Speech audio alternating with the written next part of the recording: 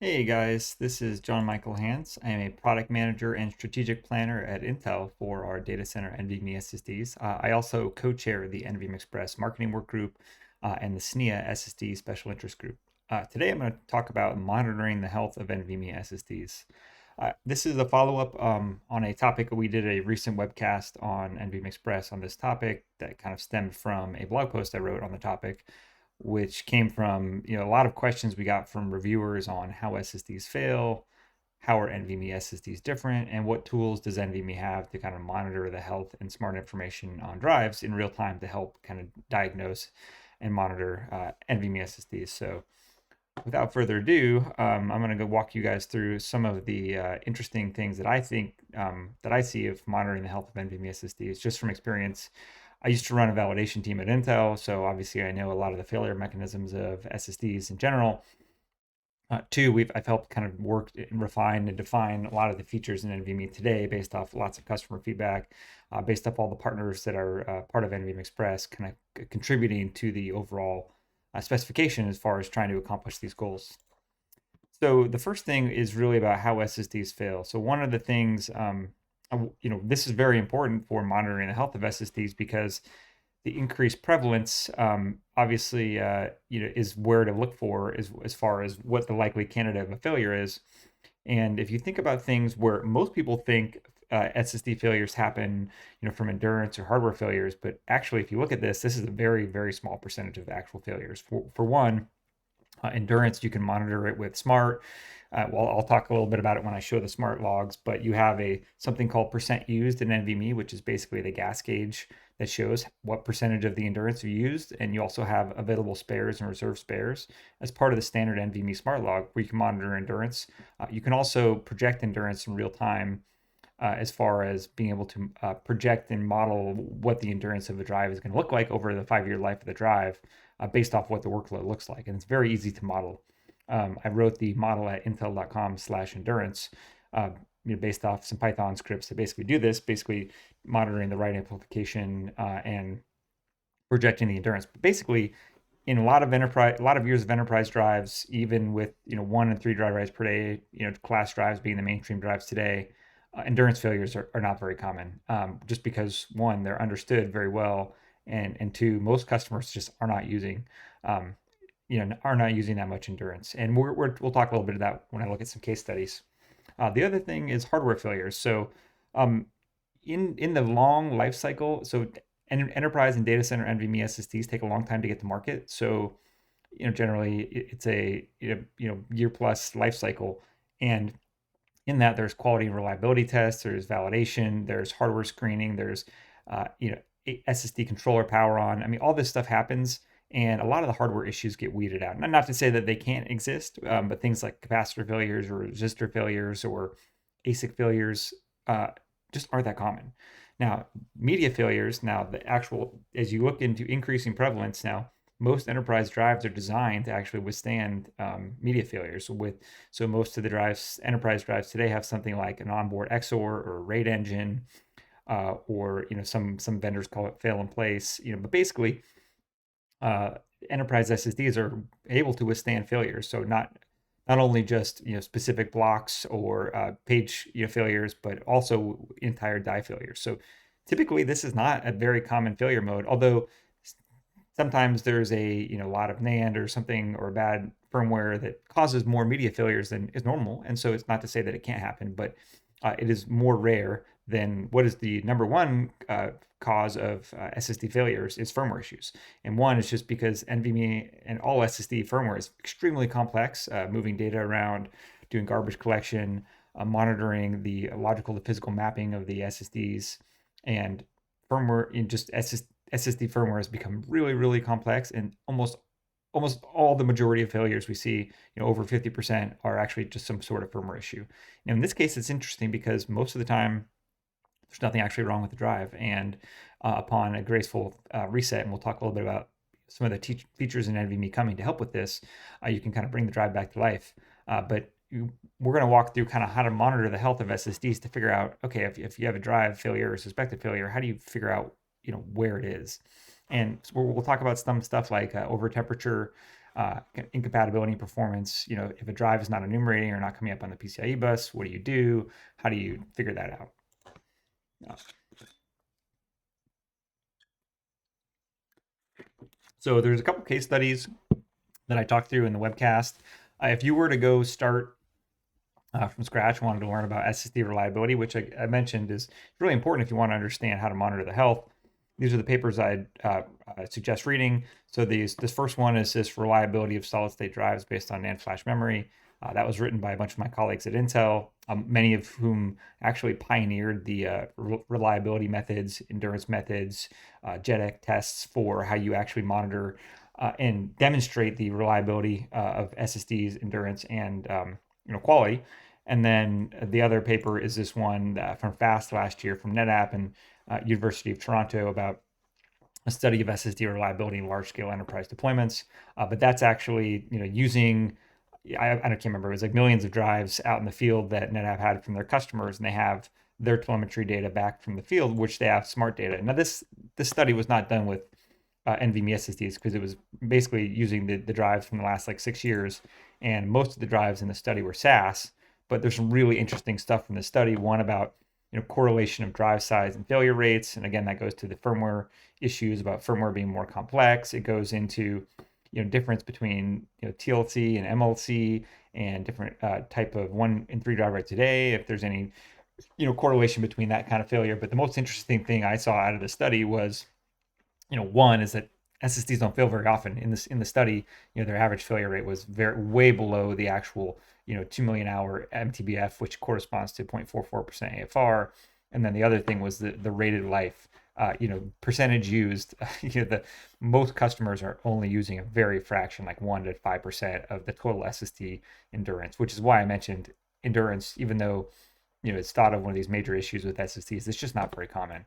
And then the other one of my old colleagues at Intel, Brendan Watt, who's now a architect for SSDs at Microsoft in the Azure Storage Group, he presented at FMS last year about this topic, basically on how SSDs fail and what can we start to do predictive analytics and machine learning to basically be able to prevent and monitor these things in real time. And so I'm going to talk a little bit about what Microsoft has done to help in a few slides, but NVMe's got a ton of features for helping this basic health monitoring. So the most important one is a smart log page.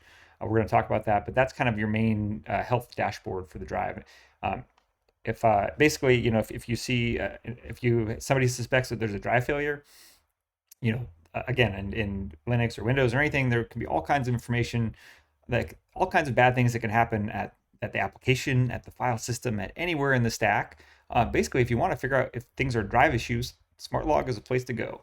The most important thing it has is something called a critical warning bit. And now this bit, if you go look into the NVMe SSD spec, you can go in here, and if you go into the NVMe spec, and again, just download the latest one, there's a git log page command. And in the git log page command, if you go down here, there's smart health information. You can just click on it and it will get you the table.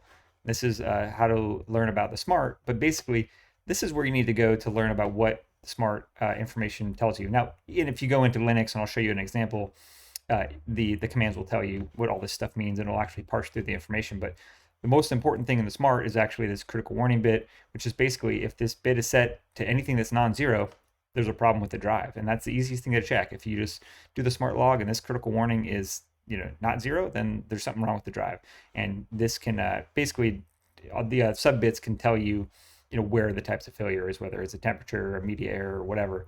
The rest of the smart log I'm going to talk through, but there's stuff like composite temperature, which is the temperature, and most of the applications actually convert that to degrees C instead of Kelvin. Percent used, that's the endurance that I mentioned. Available spare and available spare threshold, those are monitoring endurance as well. A data units read and written. This basically, you can see how much data has been written to the drive. But through all this smart attributes, you can really tell what's going on with the drive. And so I only have 30 minutes today, so you just go download the latest NVMe spec. It's open source. Basically, it's available for free on nvmeexpress.org without having to sign up.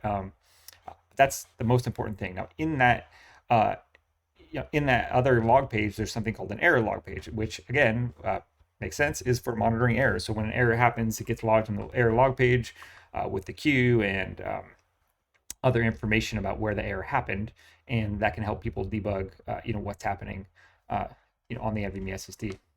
The other thing is called persistent event logs. This is something new in NVMe 1.4, but it's basically a human readable and timestamped log of events. So the way I describe this to people are, it's like the black box. And I'm going to go over all these features in more detail in a few slides, so don't worry. But basically, persistent event log can help log when things happen. And again, so when you're an operating system or user wants to go back and say, hey, a drive failed. What happened leading up to that event? They can go figure out, oh, did I update firmware? Did I format the drive first? Did it have power failure? What happened to the drive? And then the most important thing I mentioned, as firmware issues are the number one cause of SSD failures, something called telemetry allows device manufacturers to basically dump a log when there's an error, and then somebody in the field can dump this telemetry log, and then they can use that. There's some telemetry data that can be used for health monitoring, but the majority of the purposes of telemetry log are basically to collect internal logs upon a failure, give that back to the SSD vendor, and then the SSD vendor can go fix those problems, root cause the problems, update the firmware, and fix the bugs. And so again, I stated this in the webcast. If you want to monitor the health of NVMe SSDs and you want to prevent failures, the number one thing you can do is update your firmware, because firmware is the number one cause of failures, and most of the vendors are spending a lot of time and effort, and validation, and quality, and development in fixing the firmware and making it better. And then part of this whole NVMe Express operating system, the way it supports it is this asynchronous event support. So basically, when things happen, the drive can notify the host of events. And this can be used in different operating systems to basically trigger things like dmessage in Linux or an event log in Windows. But asynchronous events can happen to let the operating system know when things go wrong. The device self-test is one of the things we'll talk a little bit about too, which is basically an offline diagnostic test. Many of the use cases are just like in factory integration or testing, when somebody takes the drive out of a box and they put it into a new system, or if they're repurposing a drive for another system, they'd like to run a short test to make sure the drive is functioning correctly. So the device self-test can go do that. It can do an offline diagnostic test that runs a smart check, it runs the media check, it runs the DRAM check and capacitors and all that stuff. So and then, of course, end-to-end data protection. This isn't about monitoring. It's more about protecting from data. And that's kind of outside the scope of today's discussion. But NVMe has lots of stuff to prevent errors, not just monitoring.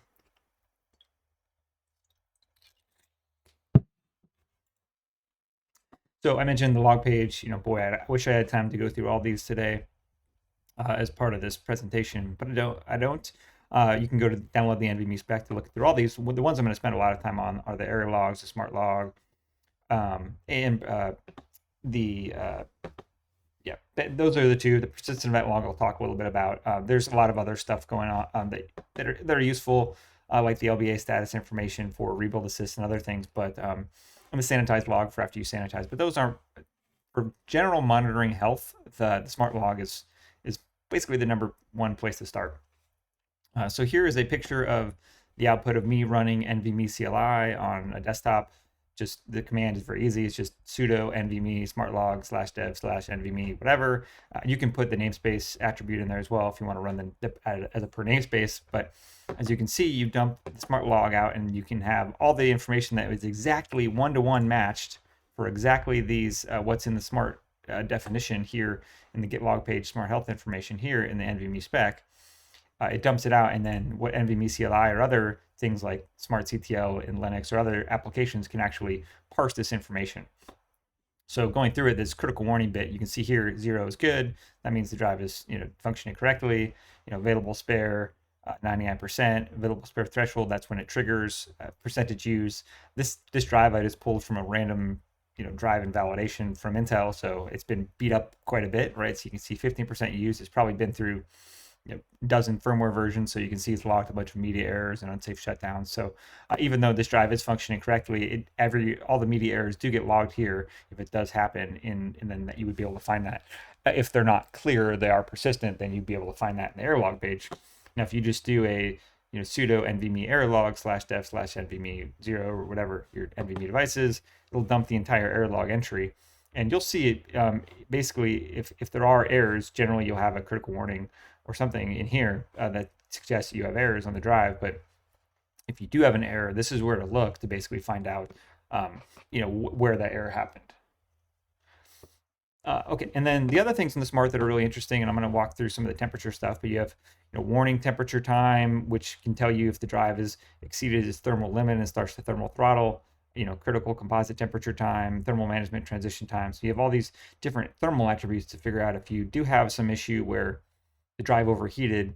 Many people don't know this, but if you have an NVMe SSD that overheats, it doesn't like instantly cool down. It can take a long time to cool down sometimes, especially if there's not enough airflow. So a lot of customers, once there's some workload that ramps up a drive to a critical temperature, you'll find out right away here in the smart.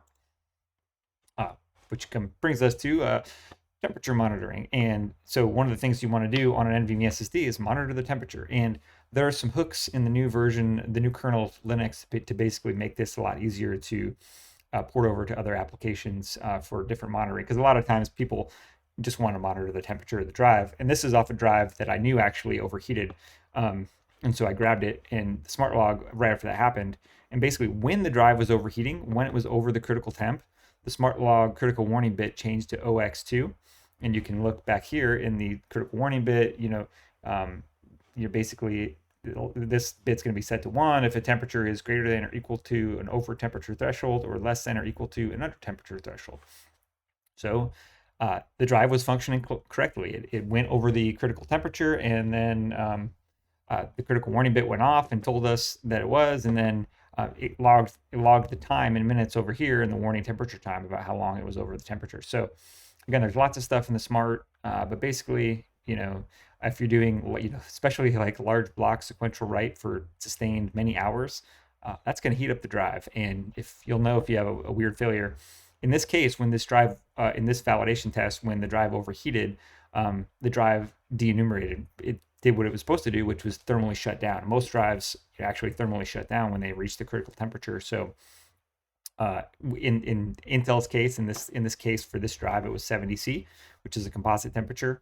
And at 70C, it basically shut down. And it was doing what it's supposed to do, is prevent from overheating the components and damaging them. So again, if you see something like that, the temperature in smart is where to go.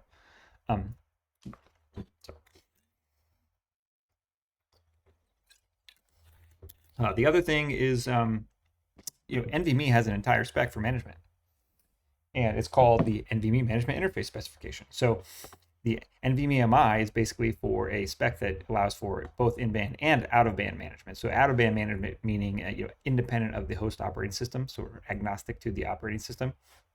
And today, that out-of-band management can be done through PCIe vendor-defined messages, or through most commonly SMBus or I2C down to the drive. And now the benefit of that obviously is to be able to provide more data out of band. So if things are going on in basically, a system console or management console can look at the drive and report data, smart data from the drive, without having to go through the operating system. Now, the methods I showed you before, in-band is great because you can get all the information you can ever want out of a drive. Now, the benefits from out of band are very clear. So my dear friend Austin Bolin from Dell, who spent a lot of time, he's one of the workgroup chairs for NVMe Management Interface, provided me some of these screenshots from Dell iDRAC. And this is iDRAC 9 Enterprise. This is something you get with a Dell server, and I know HPE has something similar with, I think they call it ILOM. But basically, all these different OEMs have their management consoles that work out of band, and they use the capabilities of NVMe MI to basically monitor SSDs out of band. So you can run this through a web console independent of any operating system. It doesn't matter. The drives can report information to this web console, independent of any operating system for streaming data. And you can go read all about iDRAC here, but I'm showing you guys some information you can get on SSDs. Like, here's just an example of like if a drive failed, this is what it would look like. You could monitor this out of band, and basically from a management console without even having to go into the OS, you can click on the drive and it will say, oh, it's failed, or you can figure out if something's going on with the PCIe negotiation, if it's not linking up at the desired speed. This is a P5500, which is our Intel's new Gen 4 drive. So you can see it's linking up at Gen 4x4, which is good. But so yeah, again, this is what NVMe MI is used for. Again, here's just an example of like what it would look like if for a management console. But this is basically why NVMe MI exists. So customers like, you know, or I guess companies and OEMs like Dell and other OEMs want to be able to support this type of debugging of drives without having to be dependent on the operating system commands. Because again, operating systems is great. They're super powerful, but every version of Linux is a little bit different. It's different capabilities in Windows, and they want to be able to do this from a combined management. So if you want to do health monitoring of NVMe SSDs outside of the operating system, go through your management console for your OEM, or if you're developing software, NVMe MI is a great choice.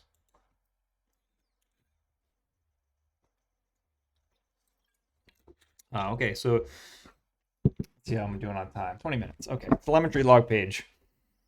So telemetry log page I mentioned is basically for when an SSD fails.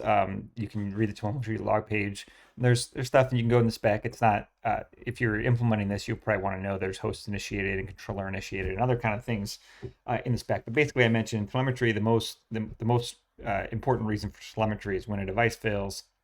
Somebody can run this telemetry command, dump the log, and depending on what size of the log they want, there's different data areas for how big the log could be. But basically, if a drive fails, they want to send this back to the SSD vendor or SSD developer or the OEM or whoever, and then start being able to do root cause and debug the issue. And then telemetry log, is encrypted, so and there's some of the stuff that is human readable, but depending on, it's up to the kind of the vendor. The telemetry command in NVMe just basically says, here's how to dump the data.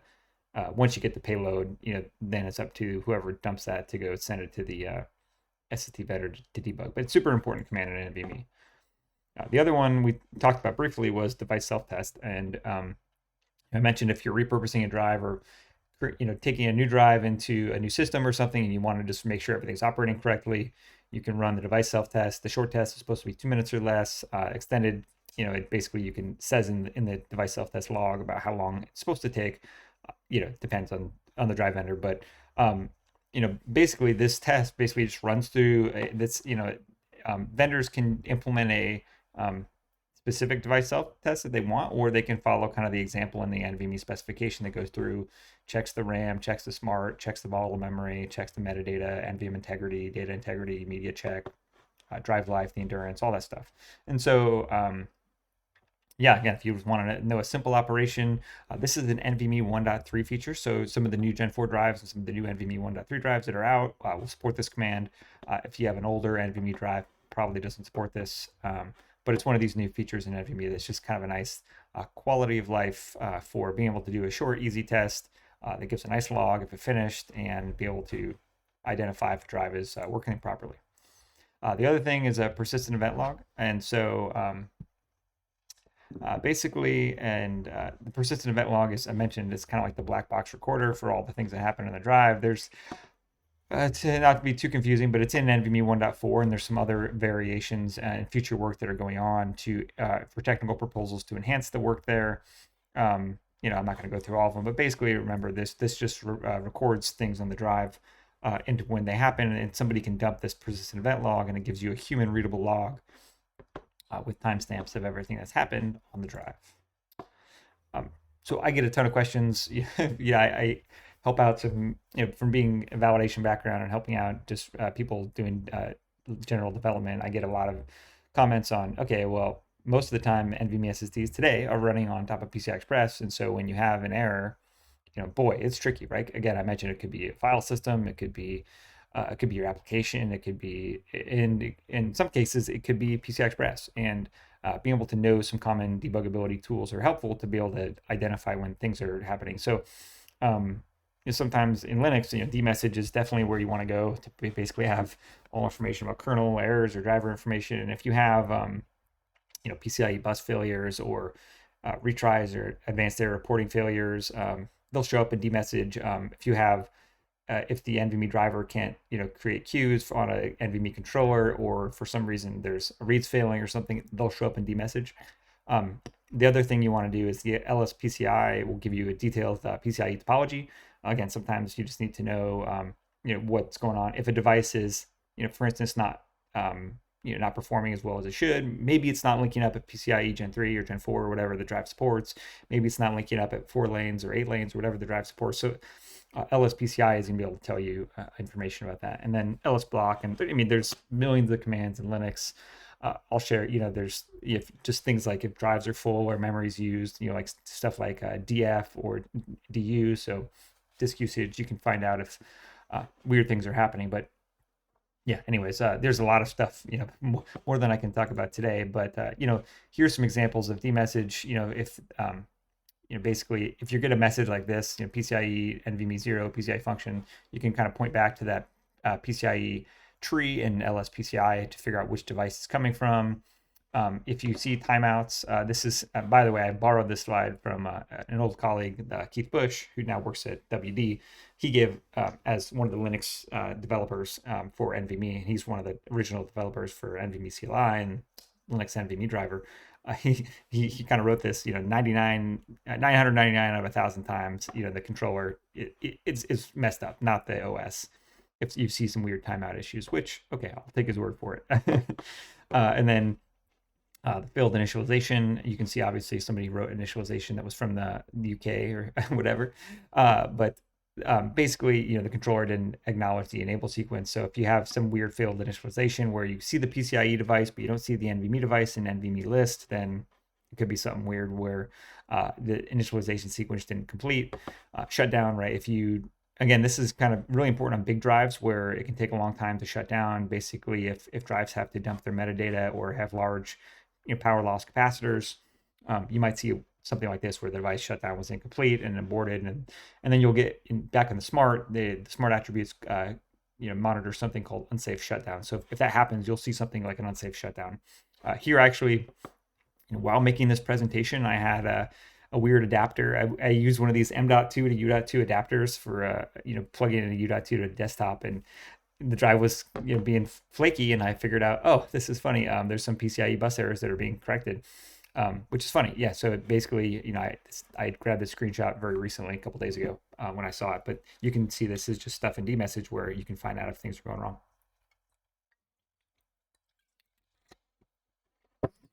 wrong. My favorite tool, sorry for this, this is basically some screenshots from my desktop. I like to use this weird, black screen and green text, my little hacker text for my terminal in Mac. But you can see this is basically two commands, iostat and dstat. These are my favorites for monitoring the performance. There's a million different applications you can use to monitor performance. But basically, iostat will tell you if you give it a specific device like NVMe 1 namespace 1, it will monitor the kilobytes read, kilobytes written. You can see the M. If you do the -H on the end, it'll give you human readable, so it'll give you in megabytes. And basically the TPS or the IOPS. dstat will give you the read and write aggregate for the entire system. If you see stuff like IO weight over here, then you might be getting IO bottlenecked on the drive, and you do see the IO weight start going up. Or if you see high amount of paging, you can see some DRAM issues. So anyways, iostat and dstat are super critical to understanding, if you're diagnosing a performance problem, which are a lot of problems. These are just some information I'm going to leave with you guys in the slides. I don't have time to go through them, but if you wanted to go very, very deep on NVMe, they do have kernel tracing available, so you can enable kernel tracing on the commands. Like this is the command instructions of how to enable kernel tracing for NVMe. And then if you wanted to see what that looks like, this is just a command where it's doing a DD, where it's just writing 1 megabyte in one block. And this is basically what the NVMe trace looks like of that command. So you can see the QID, the namespace ID, the command ID, blah, blah, blah, metadata. So LBA length and size and all that stuff. So if you wanted to really go deep on debugging, you could use this. Probably not required for most people that aren't developers. The other tool that I really like that Intel has contributed to is called IO Tracer. And here's the link here on GitHub in the OpenCast. It's called the standalone Linux IO Tracer. But basically, you can run this tracer, and then you can enable this driver. And then if you run your whatever workload you want to run, you can use this tracer to basically collect the system traces, and then they have a report summary that parses the data to a CSV or JSON, and then Basically, you can do stuff like LBA distribution. So if you wanted to see like locality for caching, you could do that. You can look at latency histograms of all the commands on different block devices to basically see what the average queue depth of over a real workload is. So this is super helpful. Again, if one of the things we were using this for was like debugging some stuff in a MySQL database. We weren't seeing the performance. We weren't seeing the disk utilization very high. We ran this, and then all the writes were going to the disk, but all the reads were coming from DRAM. So you could see that in the trace that no reads were coming from the drive. So this is a very useful tool. Just and one, it's open source. You can just download it and compile it and install it if you want to go run a very specific workload and learn more about it. The last thing I'm going to talk about, I guess I'm almost out of time for my 30 minutes, so is the OCP Cloud NVMe SSD spec. So Microsoft and Facebook have done a wonderful thing and got together and open sourced their SSD specifications into this thing called the OCP Cloud NVMe spec, and it has lots of stuff like PCI Express features, NVMe features, smart log requirements, and this is the one I'm going to talk about a lot today. Is they have some custom smart log, and it's called the C0 log page. It's called the Smart Cloud Attributes log page, and this is amazing because now NVMe was designed, remember, to be NVM agnostic. It was designed to be able to support 3D NAND or Optane or storage class memory, whatever, what have you. So a lot of the NVMe spec was written agnostic to NVM, but at the end of the day, most NVMe SSDs use NAND, and you want to learn about that NAND, especially when you're trying to debug issues. So what this smart attribute log page does is actually has an kind of open source way in a vendor's OCP log page where you can run this command and dump the log page, and it will give you all this detailed information about XOR recoveries, bad user and system blocks, physical media units written. So if you want to calculate write amp, so you'd have like host and NAND writes, ECC errors if you were to see kind of physical device things, end-to-end correction counts for the PCIe layer, all kinds of really awesome stuff is in here. And again, just by itself isn't really useful, but if you have tools to be able to basically parse this data and basically use this data to in a collection of drives at scale, like how the cloud vendors are going to use it, they can do predictive analytics and health monitoring. Again, if you see some PCIe correctable errors, that might mean, hey, there's something going on with the system topology where you need to go fix.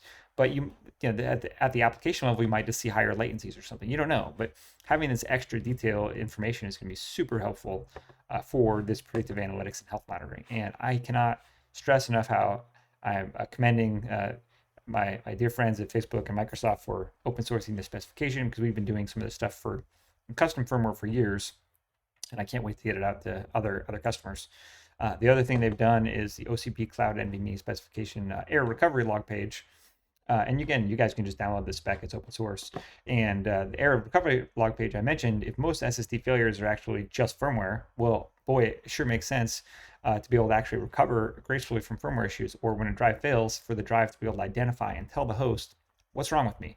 And this is exactly what this error recovery log page does. You have this panic reset wait time, panic reset action, device recovery action, panic ID. And so the drive, for instance, if a drive just has a firmware issue, but it fails, but it can't verify the data integrity, instead of sending a technician after that drive to replace it, you could just run this command where it formats the drive and starts over. Yes, you lose the data, but in a cloud application where you have the data backed up, or it's stored in another server, another rack, or another availability zone, it doesn't matter. You'd rather just rebuild the drive, start from scratch, instead of sending a technician out there to replace it. So, boy, this is an amazing feature. I can't wait till this is implemented across the board, on SSDs, because I think it's a very powerful tool. So that's it. I'm actually over my time of 30 minutes, but boy, there's a whole lot I could have gone into on all these different methods for Linux and performance. I can't even scratch the surface, but hopefully some of the other very educated, very distinguished speakers in our track can help you kind of guide through that. So again, thanks for everything. Have a good Flash Memory Summit. Bye-bye.